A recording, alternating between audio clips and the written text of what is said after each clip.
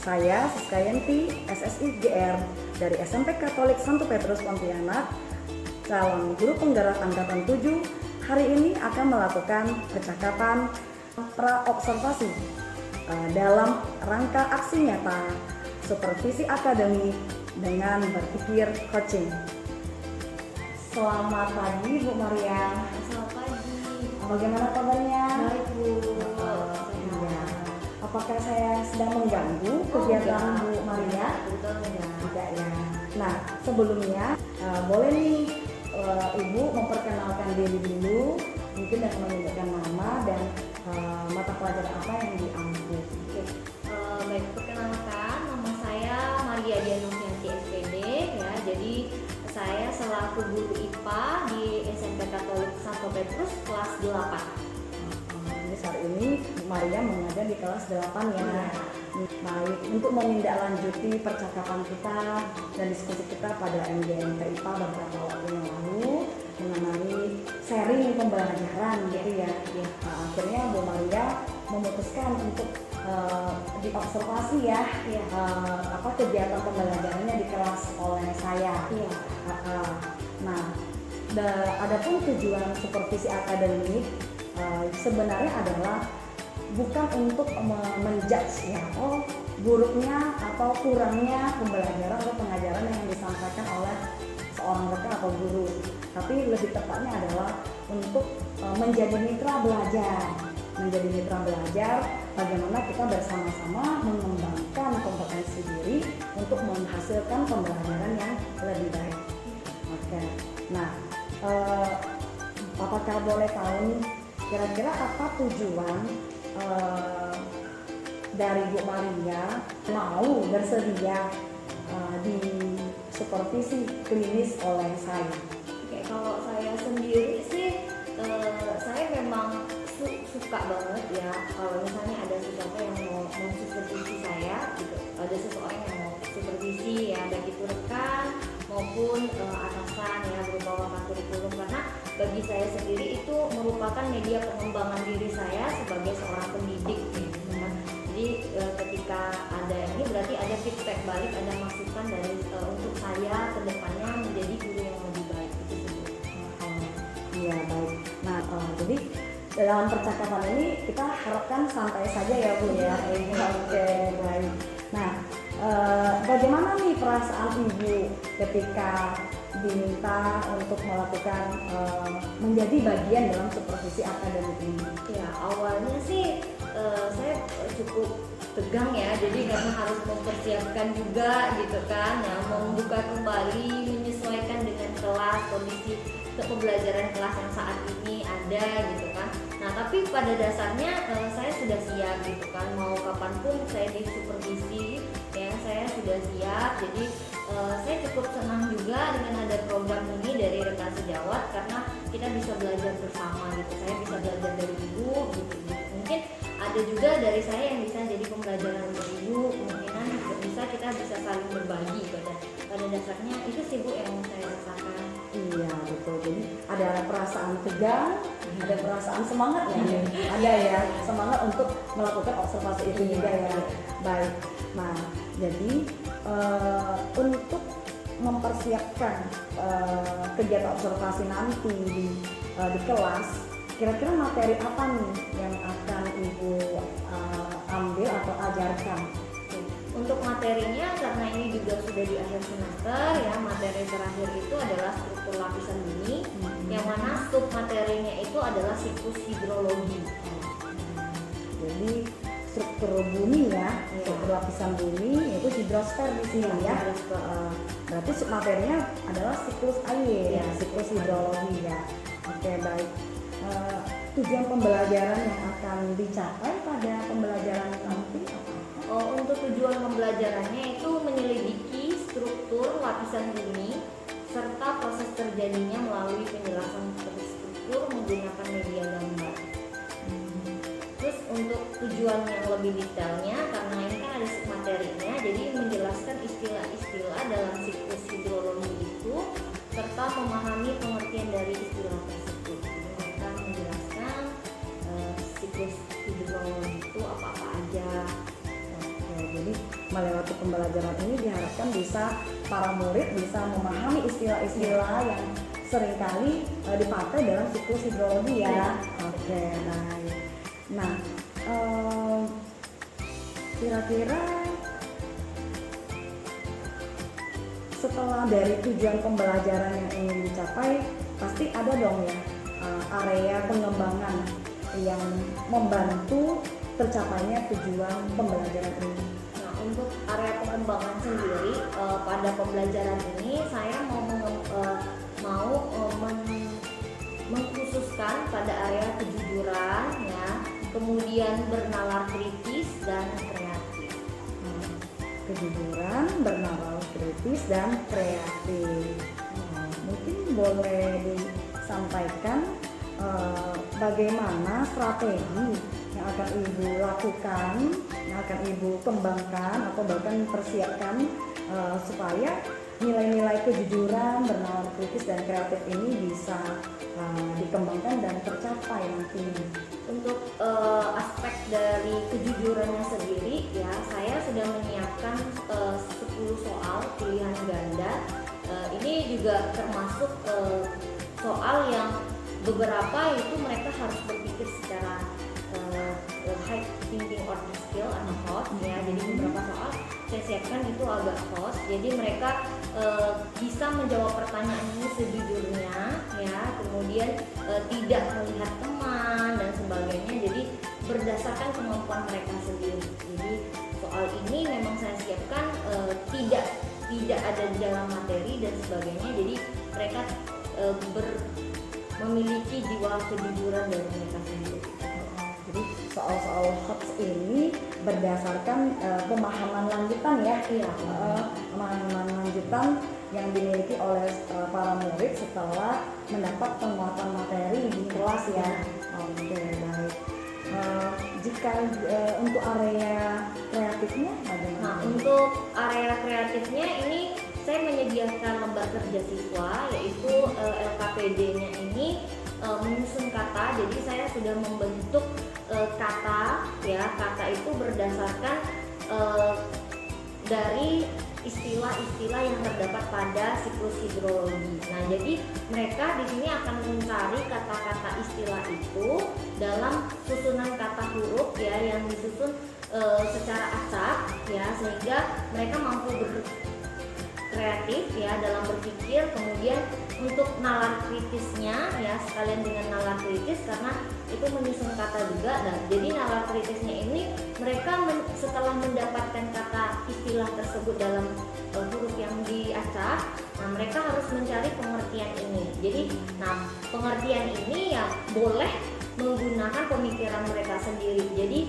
tidak mesti harus sesuai dengan yang terdapat pada handout ataupun materi yang saya berikan gitu. Jadi boleh misalnya seperti apa sih yang dimaksud dengan awan gitu kan. Jadi ada istilah awan dalam siklus hidrologi. Jadi awan itu mereka menjawab uap air atau air laut yang menguap. Nah, itu boleh, bebas mereka boleh menjawab apa dalam istilah tersebut. Jadi anak-anak diberikan kebebasan berpikir ya. Dalam menyempurnakan tujuan pembelajaran area serta strategi-strategi yang sudah Ibu persiapkan, kira-kira apa saja dukungan yang Ibu perlukan supaya pembelajaran nanti benar-benar terlaksana dengan baik dan sesuai dengan harapan? Oke, untuk dukungannya mungkin dari dukungan lingkungan kelas ya. Dukungan lingkungan kelas ini harus kondusif, baru kita bisa menyelesaikannya. Karena kalau tidak kondusif, ya kemungkinan ini akan menyita waktu.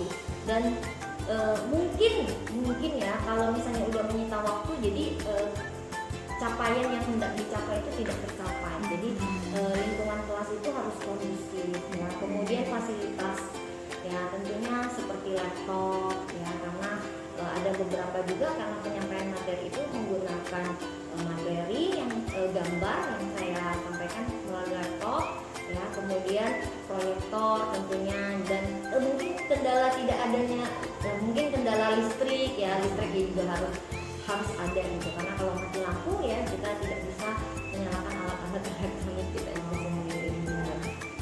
Jadi dukungan yang Ibu harapkan adalah, Ibu butuhkan adalah lingkungan belajar di kelas yang kondusif baik dari para murid maupun dari sarana prasarana ya.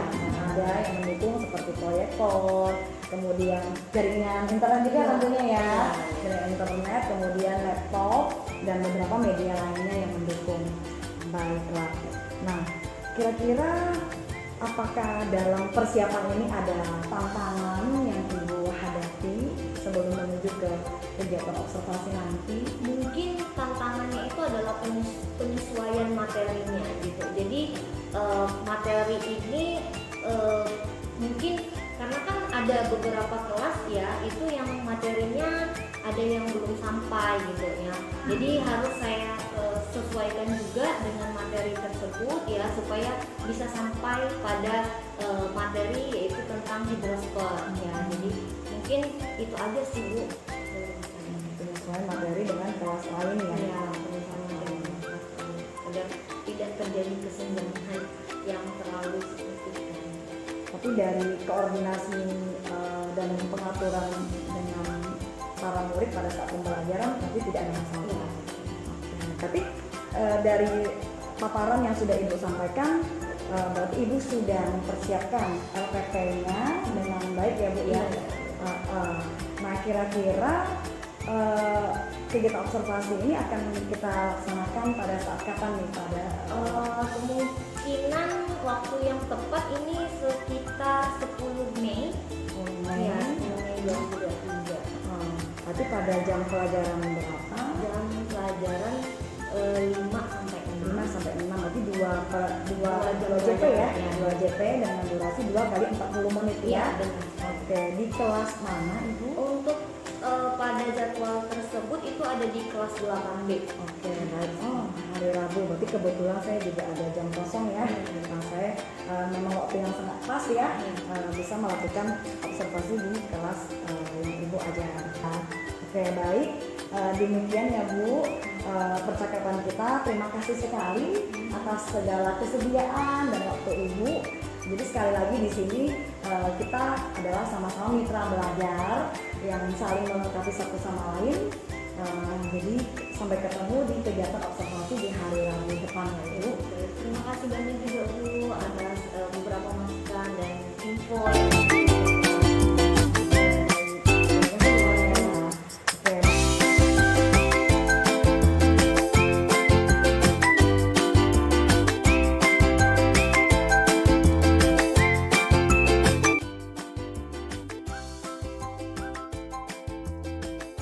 Saya masuk menjelaskan materi yang akan saya sampaikan tentang siklus hidrologi pada hari ini.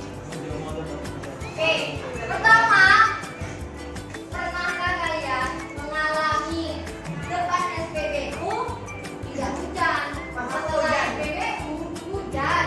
Itu kira-kira kenapa ya? Raise your hand. Nah, kenapa Jen? Letak awannya beda. Letak awan bisa masuk akal.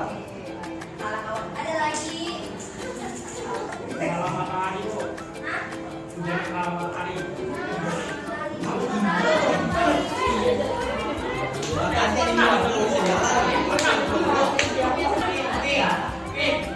Makasih atas jawabannya ya. Oke, tapi jawaban yang hampir benar itu adalah Denover ya. Jadi awannya beda. Ya mungkin saja awan yang ada di atas kepala kita saat ini berbeda dengan awan yang ada di seberang. Kalian lihat kan? Kalau kalian lihat ke langit itu ada awan yang bentuknya beda-beda banget. Ya, ada yang cuma sampai di sono ya. Kalau kalian lihat di sebelah sana mungkin ada yang udah gelap ya. Nah, kemungkinan wilayah sana sudah hujan. Nah, inilah yang menyebabkan terjadinya hujan lokal tadi yang disebut oleh Info. Ini terjadi karena perbedaan ukuran dan bentuk dari awan. Ya, jadi awannya beda-beda maka menyebabkan ya lingkungannya ataupun wilayahnya juga mengalami situasi yang berbeda. Oke, kita akan belajar tentang hidrosfer, ya mana ini akan memiliki yang namanya siklus. Nah, siklus ini berlangsung secara terus-menerus.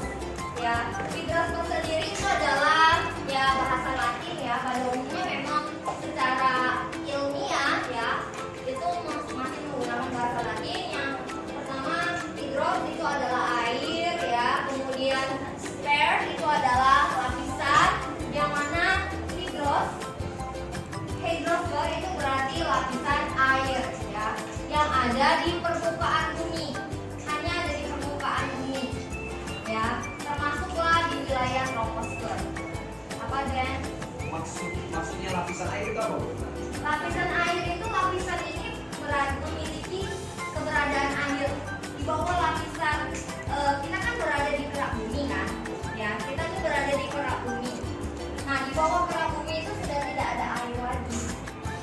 Permukaan hanya ada di permukaan bumi doang. Nah, maka hidrosfer itu adalah lapisan yang ada kandungan airnya. Kita ini berada di permukaan bumi karena ya memang kita membutuhkan air.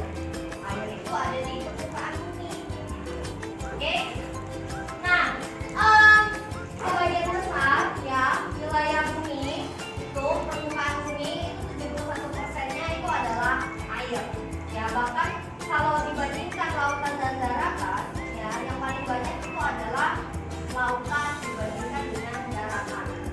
Nah, wujudnya ini terbagi menjadi 3. Yang pertama itu adalah cair yang biasa kita minum ini, ya, untuk mandi, untuk cuci dan sebagainya. Yang mana wujud cair itu memiliki ciri-ciri menempati ruang, ya, kemudian mengalir dari tempat tinggi ke tempat yang rendah dan sebagainya, ya, yang memiliki sifat cair. Kemudian yang kedua yang tadi awan, ya, itu adalah bentuk lain dari air H2O, hidrogen dioksida, ya, yang mana ini berupa uap air, ya, air yang menguap membentuklah si awan tadi. Dan yang terakhir ini adalah salju dan glacier atau glacier. Pernah dengar glacier? Nah, di mana? Glacier tuh ada di mana sih? Amerika. Nah, di mana? Kayak batu malam. Apa ya? Glacier. Itu Antartika dan Kutub Utara, ya. Di mana? Ya. Kutub Utara, ini selatan, ya. For your information, ya. Kutub selatan ini adalah Antartika.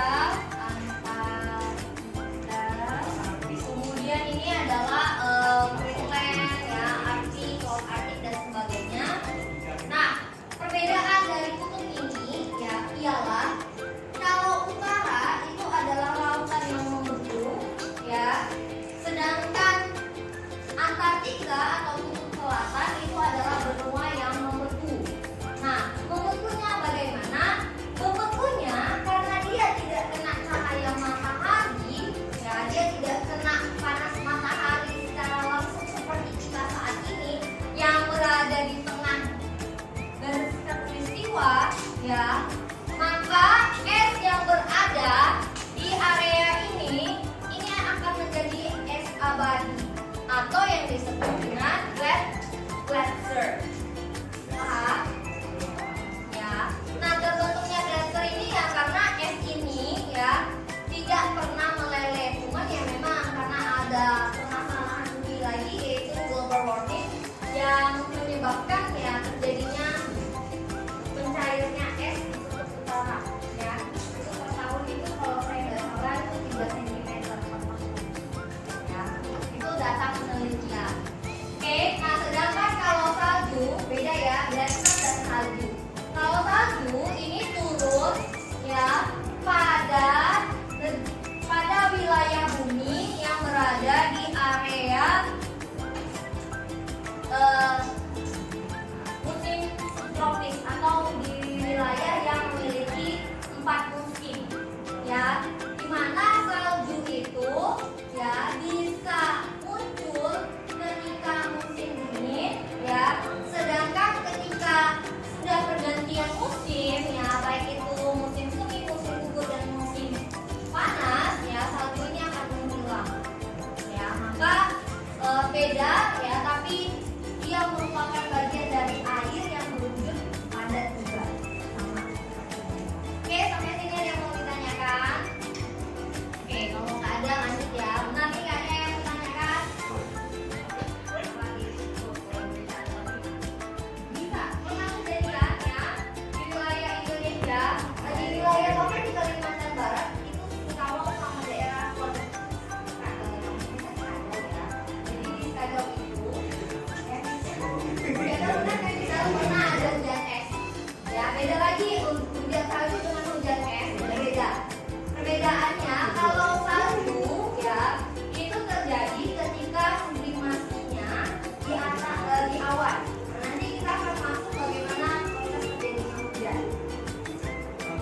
Sumarno gimana Bu? Biasa kan ada. Ya, sama juga. Itu karena dingin. Jadi yang harusnya turun hujan karena cuacanya sangat dingin atau temperatur suhunya sangat dingin, turun langsung di wilayah tersebut ya yang sangat ekstrim yang menyebabkan air yang harusnya turun dalam bentuk wujudnya adalah cair ya menjadi es ya padatan karena dia mengalami pembentukan.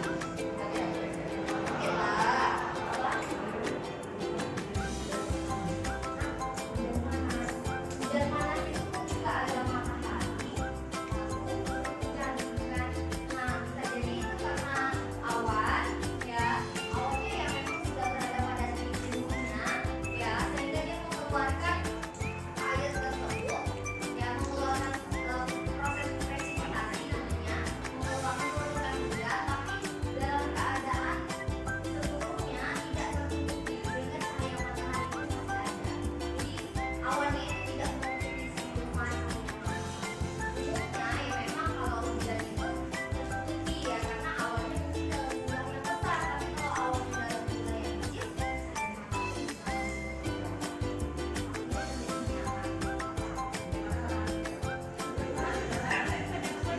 Tahan dulu ya.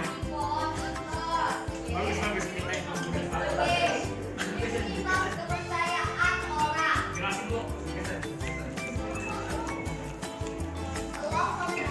Oke, baik kita akan masuk ke bagaimana air ini bisa ada terus menerus dan tidak pernah hilang ya sampai ini mungkin berakhir nanti mungkin bumi kiamat ya atau bumi menghilang baru si air ini tidak ada lagi ya. Karena kalau tidak ada air ya maka tidak akan ada kehidupan kita lagi. Alright?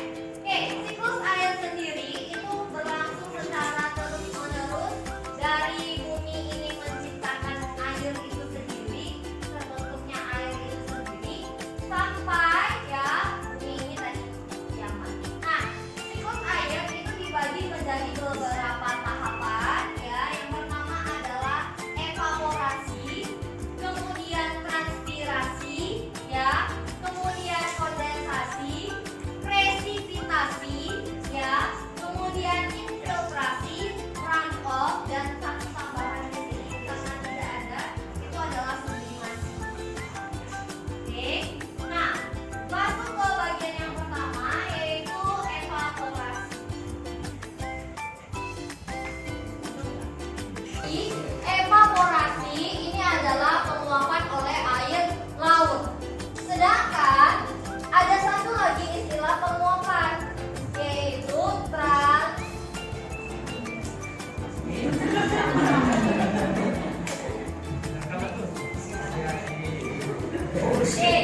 dia sama juga transpirasi ini adalah penguapan.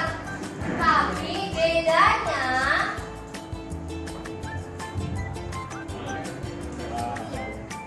penguapan ini terjadi oleh tanaman atau tumbuhan. Tumbuhan deh. Bagaimana itu terjadi? Oke, tumbuhan itu kan mengalami yang namanya fotosintesis, kemudian respirasi, ya, dan satu lagi transpirasi. Ya, jadi air diserap tanaman tuh melalui apa sih? Hah? Apa? Bagus. Akar, benar atau salah? Oke, ya, jadi ketika tumbuhan ini menyerap air, ya, ada yang digunakan untuk fotosintesis, ada yang digunakan untuk transpirasi. Ya, jadi tidak sepenuhnya itu digunakan oleh tumbuhan. Maka ada lagi yang diuapkan kembali, maka terbentuklah awan yang melalui proses yang namanya transpirasi. Kan ini udah terbentuk secara seluruhnya. Nah, tapi udah sampai pada titik jenuhnya awan ini akan mengalami yang namanya kondensasi. Di mana nama lain dari kondensasi ini adalah pengembunan.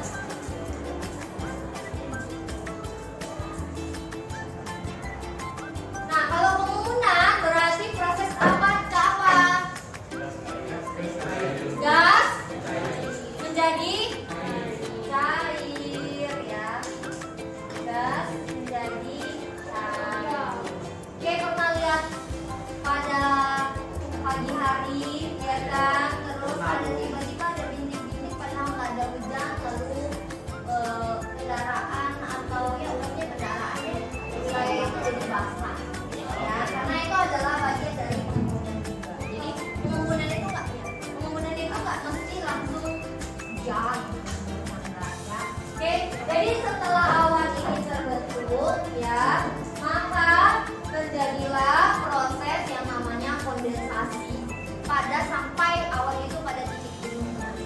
Setelah kondensasi, ya, awan ini ya akan mengalami yang namanya presipitasi atau terjadilah proses hujan.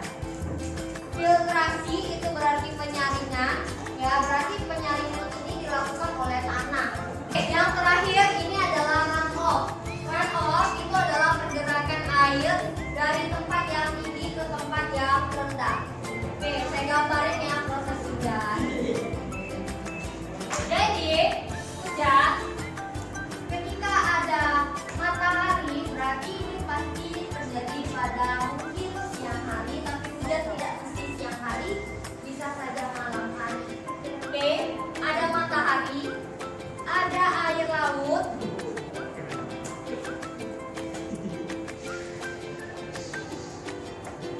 pada siang hari ya, ketika adanya cahaya matahari maka menyebabkan lingkungan yang kena cahaya matahari dan panas matahari ini akan mengalami kenaikan suhu. Oke, kenaikan suhu ya, kalau kalian cek masa air lah ya, anggap saja, tapi ini dalam jumlah yang sangat besar.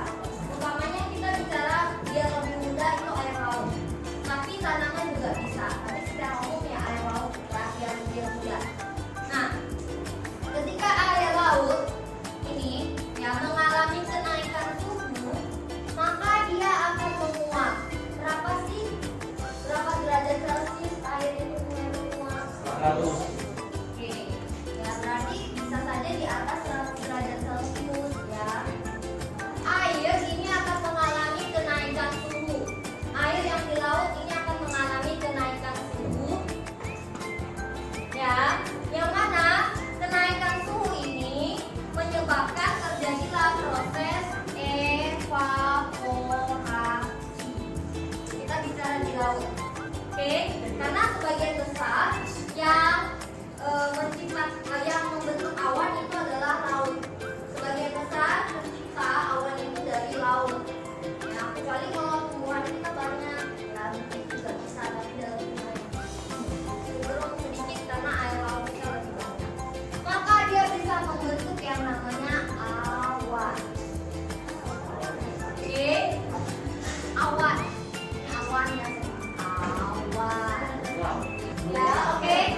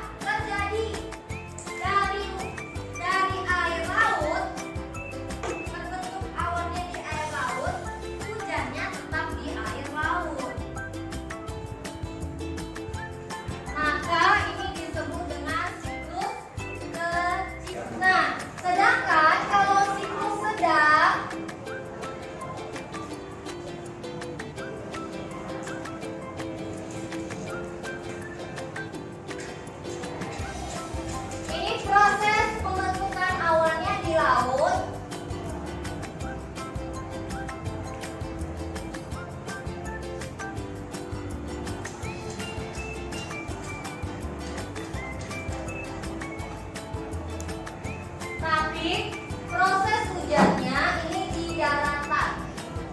Tetapi hujan di tempat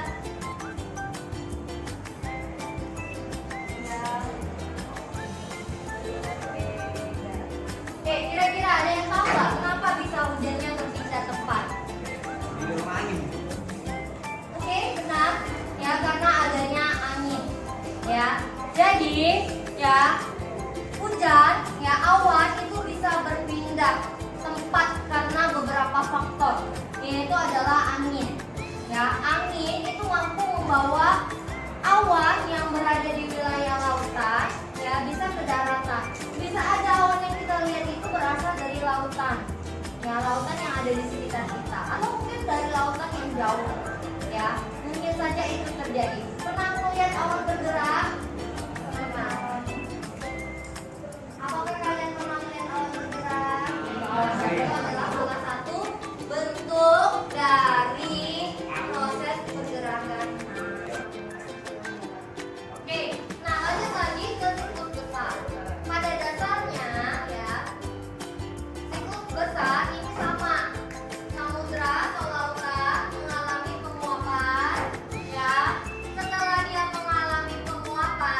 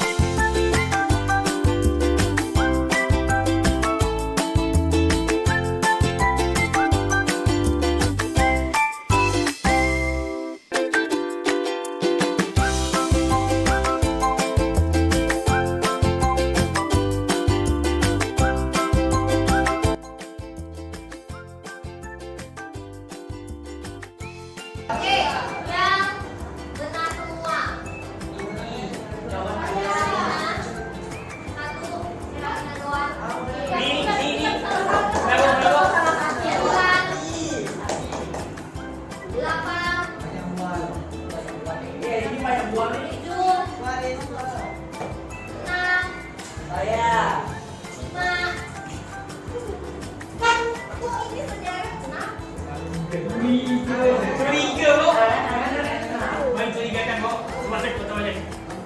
4, 3, 2, 1. Satu nggak ada. Kamu satu. Kenapa? Oke, baiklah. Saya akan bagi.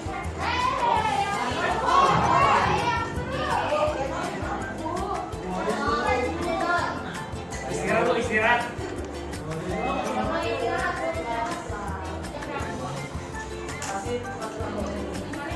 Oke, yang benar semua tadi. Sarah, satu lagi. Satu. Mencari kata. Mencari kata.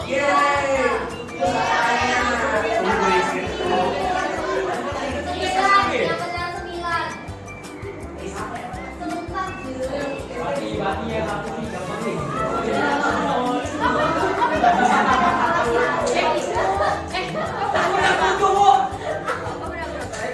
Bu, aku udah 7, Bu. Berapa Bu sini?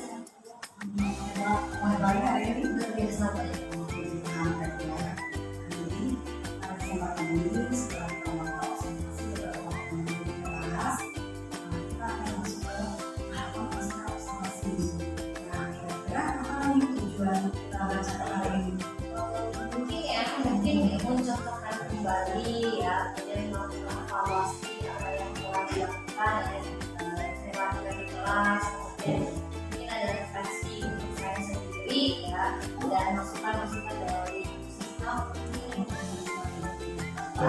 sebagai coach ya. Jadi kita di sini baca apa yang dilakukan sampai saja ya. Baik. Nah, setelah melakukan kegiatan observasi pembelajaran di kelas, apa yang kamu rasakan? Kalau secara umumnya yang saya cukup jujur saja saya merasa tegang awalnya ya. Mungkin pada saat kelas bagaimana supaya kelas ini tidak jadi sesuatu yang cukup menyenangkan tapi tenang. Nah, tapi setelah berjalan ya, saya rasa semua terkendali ya, cukup aman dan saya merasa tidak ada kendala yang berarti dalam pada sesi tapi bukan dan saya yang dilakukan sebenarnya ya. Oke, baik. Nah, jadi setelah mulai pengalaman seperti kemarin, kira-kira apa inspirasi yang timbul dari pengalaman ataupun perasaan yang ada. Mungkin inspirasi saya itu untuk menciptakan ya, dari hasil yang telah dilakukan ya itu inspirasi untuk mengumpulkan atau menciptakan ide yang baru dalam pembelajaran. Nah, karena dari ini kan otomatis saya harus mempersiapkan ide untuk pembelajaran agar tujuan pembelajaran yang hendak dicapai itu bisa tercapai. Apalagi yang ingin saya lakukan itu adalah diferensiasi ya, proses pembelajaran secara Jadi dari kenalan itu memberi motivasi ya, memberi ini ya, sebuah inspirasi untuk bisa menciptakan merancang pembelajaran dari diferensiasi. Walaupun ketika pembelajaran itu juga sebenarnya sudah memberikan kesulitan diferensiasi yang pembelajarannya ya. Nah, jadi karena tadi kan mau mengembangkan pembelajaran dalam diferensiasi, apa rekomendasi keputusan ibu untuk menggunakan atau melaksanakan pembelajaran dalam diferensiasi dengan metode yang Selanjutnya saya mulai dari ide. Saya memikirkan sesuatu ya, saya beberapa ide yang saya lakukan di kelas itu saya peroleh dari media sosial. Nah, jadi media sosial itu saya kembangkan ya, info yang atau pembelajaran yang ada di media sosial itu saya kembangkan lagi, saya kembangkan dengan metode ataupun tujuan yang sedang saya capai ya, sehingga pembelajaran itu jadi menarik ya, kemudian dan menyenangkan ya. Siswa itu lebih mengerti atau memahami ya, sehingga tujuan pembelajaran setelah ini yang melakukan ada literasi dan berbagai sumber tidak akan merasakan ini ya bahwa perlu melakukan pembelajaran yang menyenangkan tadi ya untuk murid ya. Nah, apa nih indikator yang menunjukkan bahwa murid di kelas mendapatkan pemahaman atau kemampuan dari pembelajaran yang dibutuhkan? kalau indikatornya sendiri karena pada saat pembelajaran itu saya kan nah ini indikator keberhasilan dari metode yang saya ajarkan itu dilihat dari hasil jawaban mereka, kemudian cara mereka menyelesaikan masalah atau tugas yang saya berikan. Sehingga saya rasa cukup berhasil ya dari hasil yang telah dicapai sama siswa. Tujuan pembelajaran saya Indikatornya tercapainya tujuan pembelajaran yang ditunjukkan dengan kemampuan siswa bisa menjawab pertanyaan yang disediakan, kemudian baik itu secara tertulis ataupun yang pola pikirnya langsung ya. Tapi jika kita kaitkan nih dengan area pengembangan yang kemarin disusun sebelum transformasi, apakah sudah terpenuhi area pengembangannya? untuk area pengembangannya saya rasa sudah terpenuhi, sudah cukup ya. Hanya harus ada beberapa perbaikan ya dari yang telah dilakukan ya. Karena kita kan tidak menyadari pada saat perencanaan ini perfect, tapi pada saat pelaksanaannya ternyata ada sedikit kekurangan yang memang harus Jadi dari pengembangan itu area pengembangan yang memang sudah direncanakan sebagian besar tercapai ya. Namun hanya perlu adanya perbaikan untuk bisa memperbaikannya. Nah, apa nih yang sudah baik yang ibu sadari dan pahami saat ini setelah melihat kembali pembelajaran tadi yang sudah dilakukan? kalau saya sendiri dari hasil lapangan yang telah dilakukan ya, saya melihat bahwa siswa ini cukup aktif ya, cukup aktif dalam melakukan tanya jawab, ada sesi tanya jawab ya. Bahkan mungkin kalau dilanjutkan itu waktu tidak cukup ya pada saat pembelajaran itu, sehingga juga pengembangan pembelajaran yang saya mau capai bahkan tidak cukup kan waktunya, karena mereka cukup aktif dalam melakukan tanya jawab, kemudian juga penyelesaian tugas. Nah, mereka juga mampu menerjemahkan ya, serta memberikan jawaban ya dengan bahasa mereka sendiri. Kalau yang sudah adalah keaktifan siswa ya, ada cara bertanya jawab dan ibu memberikan pertanyaan, mereka mampu menanggapinya ya dengan mendeskripsikan kembali dengan bahasa sendiri ya tadi ya. Itu juga termasuk salah satu area pengembangan yang ibu rencanakan kemarin kan. Oke, baik. Nah, jadi untuk masa mendatang, apa yang akan ibu lakukan untuk mengembangkan diri, mengembangkan metode pembelajaran agar bisa lebih baik lagi dan Kalau saya sendiri ya, karena dari hasil yang telah dilakukan tadi, pengembangan itu ternyata ada beberapa masalah dan soal, sehingga saya kedepannya saya akan memperbaiki atau melakukan validasi terlebih dahulu soal yang sudah diberikan, sehingga pada saat pelaksanaan di lapangan, nah itu meminimalisir terjadinya kekurangan atau mungkin yang misalnya pada anak-anak Bu, ini soalnya seperti ini ya. Kemudian membuat inovasi pembelajaran yang lebih baik lagi ya, kemudian sehingga seluruh siswa itu terlibat, tapi pembelajaran ini tetap menyenangkan. jadi yang terkendalikan dalam memvalidasi soal-soal yang akan dibawa agar lebih baik lagi gitu ya. Kemudian membuat inovasi pembelajaran agar lebih menyenangkan lagi dan melibatkan semua murid ya dalam pembelajaran. Nah, dari rencana pengembangan diri yang sudah ibu paparkan tadi, apa tujuan yang Anda mencapai sebagai ukuran keberhasilannya nanti? Kalau saya sendiri itu tujuan yang saya capai itu adalah diferensiasi proses ya, yang mana keberhasilannya itu kita lihat dari siswa-siswi dalam memproses atau mengembangkan ide-ide kreatif yang mereka buat ya sesuai dengan kemampuan mereka sendiri. Jadi proses itu menimbulkan rasa kayak kreatif ya, kemudian bernalar kritis. Diferensiasi proses yang dipaparkan itu ya, karena siswa bisa memiliki kemampuan memproses, mengembangkan sesuatu yang sudah ada kita sediakan menjadi sebuah kreativitas yang ada dan kritis ya.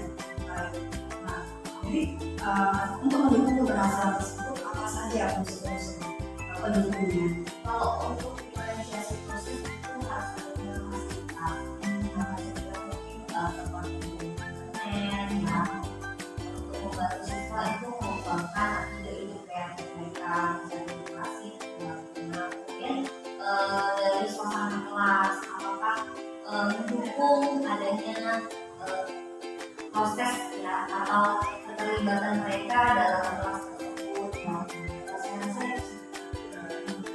Fasilitas yang tentu ya karena itu berhubungan dengan media pembelajarannya yang dipakai ya.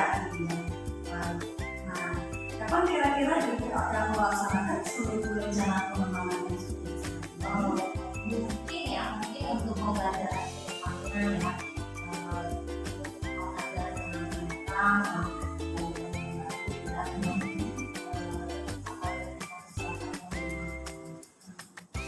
Ada yang baru nanti ya supaya persiapannya dan pelaksanaannya bisa dilakukan. Baik. Dari sekian banyak percakapan yang sudah kita lakukan hari ini, apa yang dapat disimpulkan?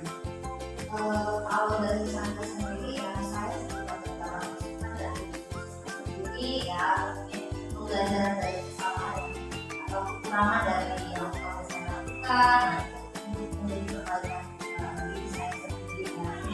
Yang masukan dari fisika juga cukup membantu saya ya dalam mengembangkan lagi proses pembelajaran yang diferensiasi atau